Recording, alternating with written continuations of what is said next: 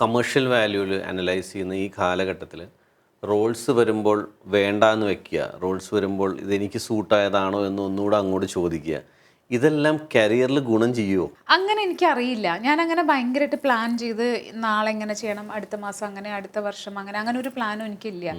Life എന്താണോ എനിക്ക് കൊണ്ടുതരുന്നത് അത് മാക്സിമം നന്നായിട്ട് ചെയ്യാൻ നോക്കുക എന്നുള്ളതാണ് എൻ്റെ ഒരു പ്ലാന്. പിന്നെ സിനിമ ഞാൻ അങ്ങനെ ആഗ്രഹിച്ച് മോഹിച്ച് സ്വപ്നം കണ്ട് വന്നതല്ല. സിനിമയിൽ വന്നതിന് ശേഷമാണ് എനിക്ക് സിനിമയോടൊരു പ്രണയവും ഒരു ഭയങ്കര ഇഷ്ടവും ഒക്കെ വന്നു തുടങ്ങിയത്. അപ്പം അതിന് മുന്നേ എന്താ വെച്ചാൽ ഒരു സിനിമ പോലും ചെയ്യാൻ സാധ്യതയില്ലാത്തൊരു കുട്ടി ഇപ്പം 50-ന് മേലെ പടങ്ങളായി, സിനിമകളായി. അപ്പം എന്നെ സംബന്ധിച്ച് അതന്നെ വലിയ ബോണസും വലിയ ലോട്ടറിയുമാണ് എനിക്ക്. അപ്പം ഞാൻ ഹാപ്പിയാണ്, സാറ്റിസ്ഫൈഡുമാണ്. അതുകൊണ്ട് അവസരങ്ങൾ പോയോ ഇല്ലയോ അതൊന്നും ഞാൻ കൺസേൺഡ് അല്ല. പിന്നെ ഒരു കോൺഫിഡൻസ് ആണ്, എനിക്കുള്ളത് എനിക്ക് തന്നെ വരും എന്നുള്ള ഒരു വിശ്വാസമുണ്ട്. അതിപ്പം ഞാൻ പറയില്ലേ, ഞാൻ സിനിമയിൽ എത്തിപ്പെടേണ്ടതാണെന്ന് എവിടെയോ എൻ്റെ തലവരെയാണ്, അല്ലെങ്കിൽ ഞാൻ ഒരിക്കലും സിനിമയിൽ വരില്ല.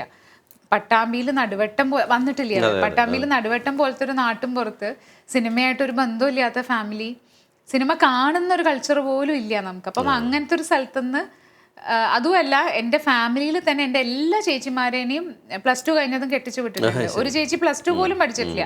അപ്പം അങ്ങനത്തെ ഒരു കുടുംബത്തിൽ നിന്ന് ഫൈറ്റ് ചെയ്ത് കോളേജിലേക്കൊക്കെ പോയി അത് കഴിഞ്ഞ് സിനിമയിൽ വരുന്നു എന്നൊക്കെ പറയുന്നത് എല്ലാം എൻ്റെ തലവരെയാണ്. അപ്പം എനിക്കുള്ളത് എനിക്ക് തന്നെ വരും, അങ്ങനെ ഒരു പേടിയൊന്നും എനിക്കില്ല.